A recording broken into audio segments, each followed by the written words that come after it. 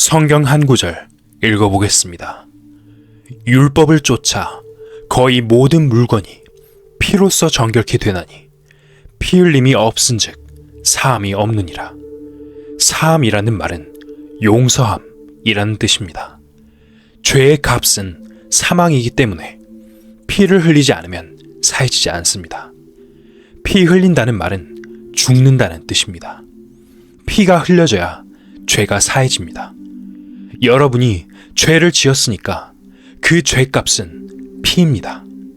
피를 흘려야 됩니다. 레위기 17장을 읽어보겠습니다. 육체의 생명은 피에 있음이라. 내가 이 피를 너희에게 주어 단에 뿌려 너희의 생명을 위하여 속하게 하였나니 생명이 피에 있으므로 피가 죄를 속하느니라. 생명이 피에 있으므로 피가 죄를 속하느니라. 육체의 생명은 피입니다. 이 피 속에 죄가 흐릅니다. 그러니까 죄 사함을 받으려면 피를 흘려야 합니다. 아벨이 양의 피를 흘려서 하나님께 바쳤다는 뜻이 바로 거기에 있습니다. 구약시대에 하나님께서 이스라엘 민족의 죄를 사하시려고 어떻게 명령하셨는지 한번 살펴보겠습니다. 성전 대문에 들어서면 제단이 있습니다. 짐승을 잡는 곳과 씻는 곳이 있어 그곳에서 짐승을 잡아 피를 가지고 지성소로 들어갑니다. 지성소는 하나님이 계신다는 상징적인 곳입니다.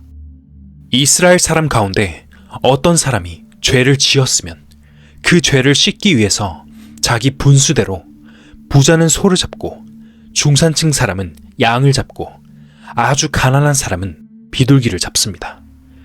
양이나 소를 제사장에게 가져다 주면 제사장이 제단에서 양을 잡습니다. 그리고 그 피를 받아서 휘장을 열고 지성소에 들어가서 뿌립니다. 그러면 제물을 바친 사람의 죄가 사해진다는 뜻입니다. 그렇지만 이것은 비유입니다. 비유이기 때문에 실제로는 그렇게 해서 영원한 죄 사함을 얻을 수 없다고 성경에서는 말하고 있습니다. 히브리서 10장을 읽어보겠습니다. 율법은 장차 오는 좋은 일의 그림자요 참 형상이 아니므로 해마다 늘 드리는 바 같은 제사로는 나아오는 자들을 언제든지 온전케 할 수 없느니라. 성전의 제사 제도는 율법입니다. 율법적인 제사인데 이것은 그림자에 불과하고 참것이 아니기 때문에 이것이 완전한 죄사함을 주지는 못한다고 말합니다. 이어서 4절을 읽어보겠습니다.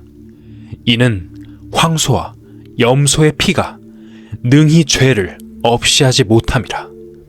제사는 상징적인 것이기 때문에 죄를 없이 할 수는 없습니다. 단지 하나의 비유로 주신 것입니다. 그 다음 5절을 보겠습니다.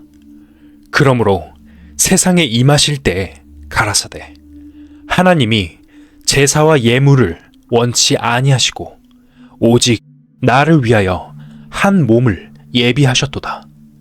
이 짐승의 피로서는 죄를 없이 할 수 없기 때문에 죄를 없이 할 수 있는 피를 가진 한 몸을, 사람과 같은 몸을 하나 준비하셨다고 말씀하신 것입니다. 사람과 같은 몸을 준비하셨습니다. 그 몸은 죄가 있는 몸이면 안 됩니다. 요한복음 1장을 읽어보겠습니다.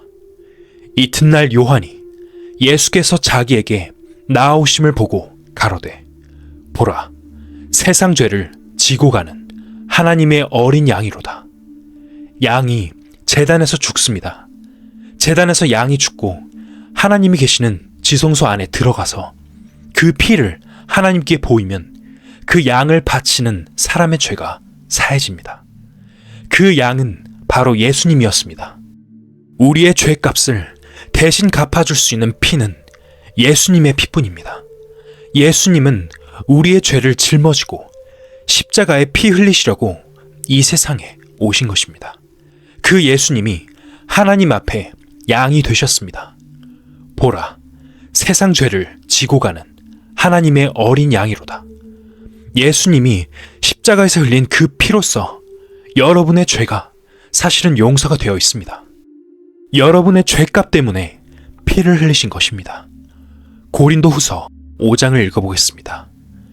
하나님이 죄를 알지도 못하신 자로 우리를 대신하여 죄를 삼으신 것은 우리로 하여금 저희 안에서 하나님의 의가 되게 하려 하심이니라.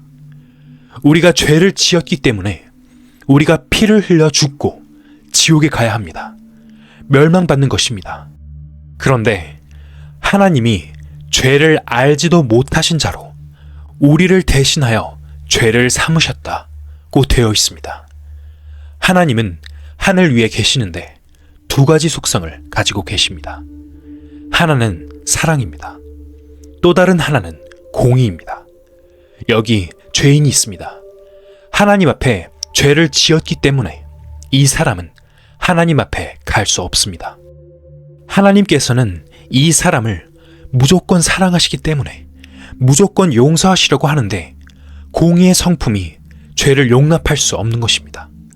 여전히 죄가 남아있는데 어떻게 무조건 사랑할 수 있겠습니까? 죄를 그냥 두고서는 무조건 사랑할 수 없습니다. 그 죄를 처리해야 합니다. 이 죄를 처리하지 않으면 안 됩니다. 하나님의 공의의 성품으로 심판하셔야 됩니다. 하나님께서는 죄는 미워하시니까 심판해야 됩니다.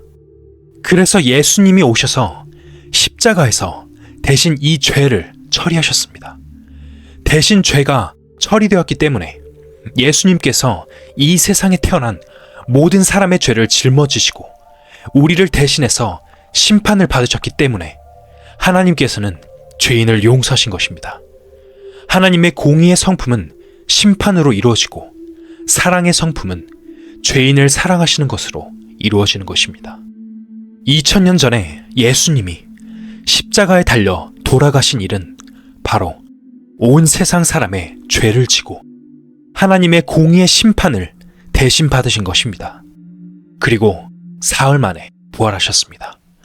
예수님의 십자가에서 여러분의 죄가 심판이 된 것입니다. 예수님 자신은 죄가 없습니다. 예수님은 심판받을 죄가 없습니다. 하나님이 죄를 알지도 못하신 자, 즉 예수님을 우리를 대신하여 죄인으로 삼으셨는데 예수님께서 왜 십자가에 달려 피 흘려 죽으셨을까요? 우리를 대신해 죽은 것입니다. 우리 모두를 위해 대신 죽은 것입니다. 여러분의 죄는 예수님이 십자가에서 이미 심판을 끝내버린 것입니다. 하나님은 여러분을 완전히 용서해 주셨습니다. 이 사실을 믿으셔야 합니다. 바로 이것이 예수님을 믿는 것입니다. 마태복음 26장을 읽어보겠습니다. 또 잔을 가지사 살해하시고 저희에게 주시며 가라사대 너희가 다 이것을 마시라. 이것은 죄 사함을 얻게 하려고 많은 사람을 위하여 흘리는 바 나의 피 곧 언약의 피니라. 예수님께서 십자가에 달리시기 전에 최후의 만찬 자리에서 제자들에게 말씀을 남기셨습니다.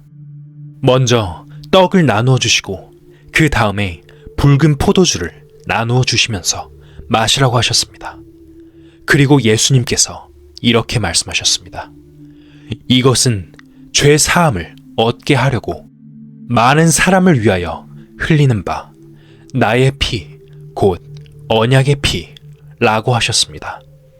예수님은 몇 시간 후면 십자가에 죽으실 것을 아셨기에 그 피를 제자들에게 미리 나누어 준다는 뜻으로 하신 말씀입니다. 언약의 피라고 하시면서 포도주를 나누어 주시고 마시라고 하셨습니다.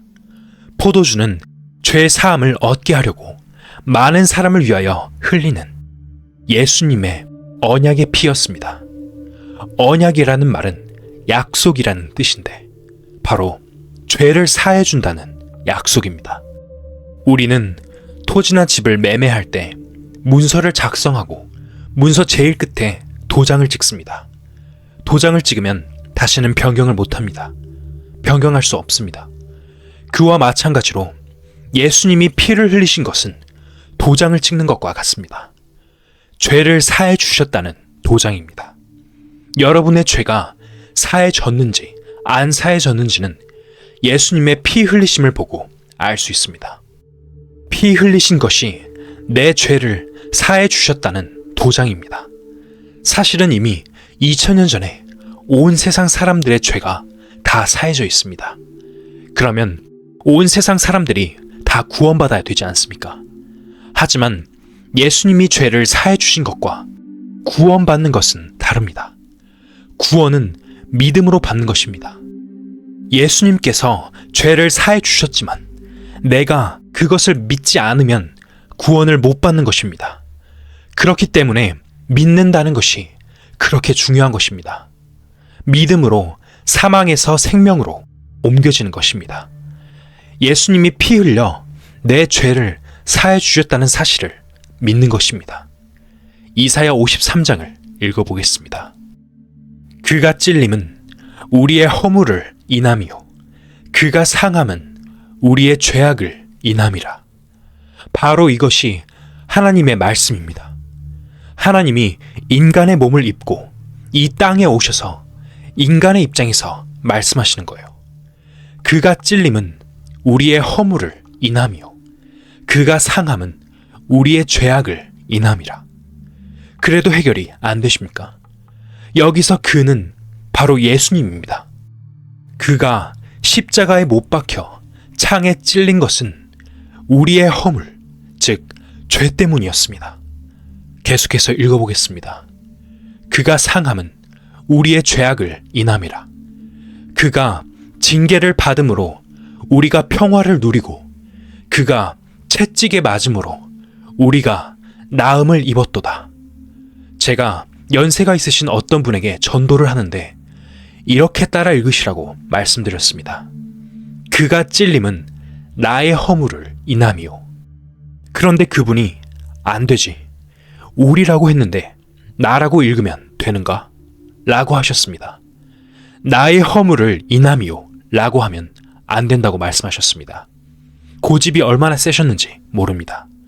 우리라는 말 속에 나가 빠져버리면 우리가 되겠습니까? 우리라는 말 속에는 나가 빠지면 우리가 안 됩니다. 전체 무리를 말할 때는 우리이고 개인으로 말할 때는 나입니다. 그가 찔림은 나의 허물을 인함이요 그가 상함은 나의 죄악을 인함이라. 또 어떤 분께서는 이렇게 생각하실지 모르겠습니다.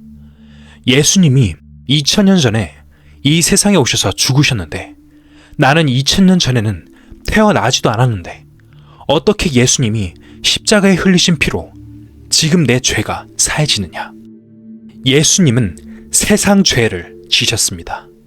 세상 죄를 지셨으니까 아담 때부터 이 세상의 마지막 날 사람의 죄까지 예수님이 다 지셨습니다. 하나님께는 시간과 공간이 없습니다. 하나님에게는 2000년 전과 2000년 후의 구별이 없습니다. 영원한 현재뿐입니다. 한 가지 비유를 들어보겠습니다. 여기 개미 한 마리가 기어갑니다. 개미 한 마리가 1m 정도 기어간다고 하면 한참 걸릴 것입니다. 그런데 사람이 보면 이 끝과 저 끝이 한눈에 동시에 보입니다. 그런 것과 마찬가지로 하나님의 시각에서는 아담 때와 지금의 세상이 동시에 있는 것입니다. 예수님이 2000년 전에 십자가에서 돌아가셨고 나는 지금 현재에 살지만 예수님은 온 세상 죄를 지셨기 때문에 2000년 전에 내가 이미 예수님 안에 있었습니다. 예수님이 지신 그 십자가와 내 죄가 함께 있었습니다. 그렇기 때문에 예수님이 2000년 전에 십자가에 돌아가실 때 이미 내 죄가 사해진 것입니다. 이것은 창조주이신 하나님만이 하실 수 있는 것입니다. 자세한 내용은 성경은 사실이다 강연을 통해 확인하실 수 있습니다.